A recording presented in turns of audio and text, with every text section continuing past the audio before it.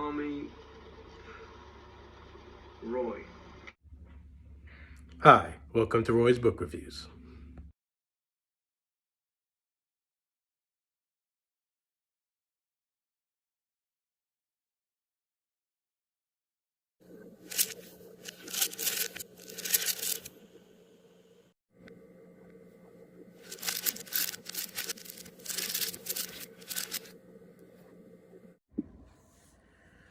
Why do we select the particular books that we read?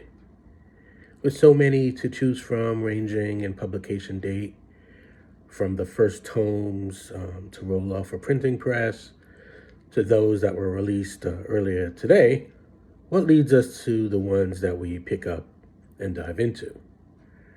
Regardless of whether it's a hardcover edition or paperback, ebook version or audio format, purchased from a bookstore or borrowed from the library or loaned to you by a friend or grabbed from a stack of them free of charge, what causes us to select this book when we might have selected that other one? Often it is because of what we have been led to believe we will find between the covers. If you are drawn to a particular brand of tale, fascinated by certain storytelling elements and tropes, when you learn of a new book, or new to you at least, that is a fine example of what you typically enjoy, then it makes good sense to snatch it up. This is not a foolproof system, however. Sometimes you will hear about a book and think that it is exactly the sort of thing you love. But when you read it, you will find that you have been misled, perhaps in ways that are easy enough to describe, or maybe in a manner that is more difficult to place a finger on. A book will fail to live up to expectations. What is a 5-star novel for one reader can be a 2-star reading experience for another. This is one of the things that makes books wondrous. They are something different to each individual reader. Once released into the wild by the author and publisher, books become unique creations, shaped by personal histories and developed tastes and distastes that vary from one person to the next. We read the same story, but each of us experiences our own custom version of it. Washington Black by Edugyan. Here's a copy of it that I read. Is an exceptionally well-written novel. And in a world where so many books fit into similar cookie-cutter molds or for marketing purposes, it stands apart from the pack and manages one of my favorite literary feats. That is, it does not strongly remind me of anything else that I've read before. Come to think of it, Washington Black as a reading experience was the polar opposite of the one that immediately preceded it. I knew going in what to expect from the last book I read, Dan Brown's The Secret of Secrets, because I'm a fan of his who has read every one of his books written for an adult audience. I did not know what secrets would be revealed in what particular ways, but I knew that events would unfold in typical Dan Brownian fashion, and his latest effort did not disappoint. But being a newcomer to the prose of Edugyan, I did not have a catalog of previous publications to shape my expectations. Instead, what I had was the trailer for a limited series adaptation of Washington Black that airs on Hulu. And boy, did it lead me down the wrong path. Catherine Seed of the Daily Beast stated that Washington Black transforms a historical setting into a Jules Verne-style adventure with a primarily Black cast.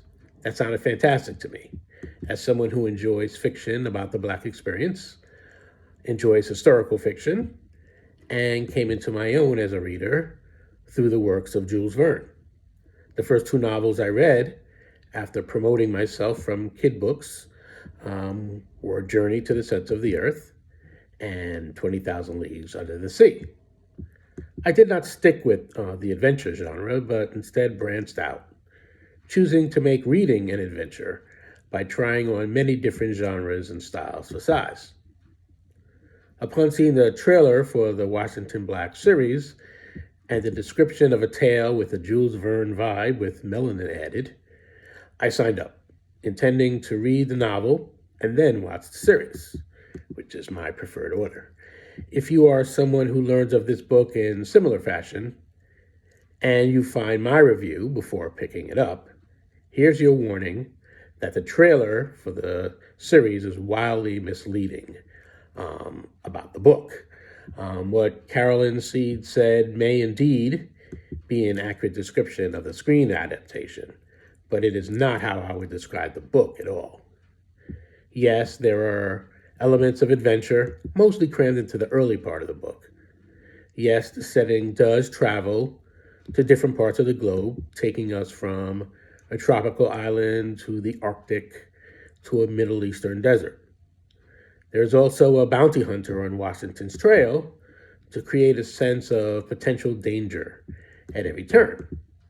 But Washington Black is primarily an introspective narrative about self-definition and self-worth.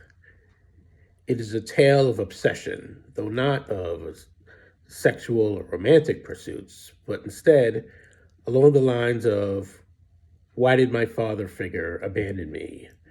Did he truly recognize my humanity on account of race? Is she still alive and in possession of fond memories of me, the way I hold them of her? Is today the day he finally tracks me down and puts an end to my questioning? Somehow a great deal happens in this book, while simultaneously not much takes place outside of Washington's inner thoughts. He just goes about living the process of a relatively quiet life, despite the fact that he lives in rather turbulent times, and he found his way from slavery to freedom in a rather dramatic, spectacular fashion. Or maybe it's fairer to say that not much occurs in comparison to what I was anticipating, based on description of an alternate version of the story that I now suspect was greatly altered in transition from printed page to TV screen. For example, the trailer leads one to believe that the character played by Sterling K. Brown, who's also one of the executive producers of the series, is one of primary focus. Perhaps he's the mentor who guides young Washington Black towards eventual greatness in scientific and daredevil exploration. But after reading the book, one of my first thoughts was, who the heck in this story is Sterling K. even playing? I took a guess, which turned out to be correct, but in no way is that guy a primary character in the book. He could be removed entirely with minimal effect on the story arc. So certainly not deserving of lead billing in an adaptation without a whole lot of revising, which I suspect is what was done. If you go into Washington Black with minimal expectation beyond reading a well-written story about figuring out what freedom is after having been born in bondage, you will not be disappointed. But if you go in anticipating a lightning fast pace, description of various futuristic inventions, wild adventures on a grand scale, then you will find Washington Black to be a frustrating reading experience until you adjust those expectations. This book is what it is, and it isn't what it isn't. It deserves the praise that was heaped upon it, and Essie Edugyan deserves her flowers. I still plan to watch the Hulu series, and I have the feeling that it will be entertaining in ways that are inspired by the source material and in ways that have little to do with the book, but rather an idea of what the book could have been with different areas of emphasis. Read for yourself, watch for yourself, in whatever order you choose, and then judge for yourself. But if you find my review before doing any of that, you won't be misled into believing that this fine novel will turn out to be something that it is not, and that it never aspired to be. So that is what I have to say about Washington Black, which I do recommend. And I am recording this review on January 2nd, 2026. So I am wishing you a happy new year. I hope that your 2025 ended on a wonderful note and your 2026 enters on a wonderful note full of promise and full of many great books to read. Until the next time, this is Roy wishing you happy reading.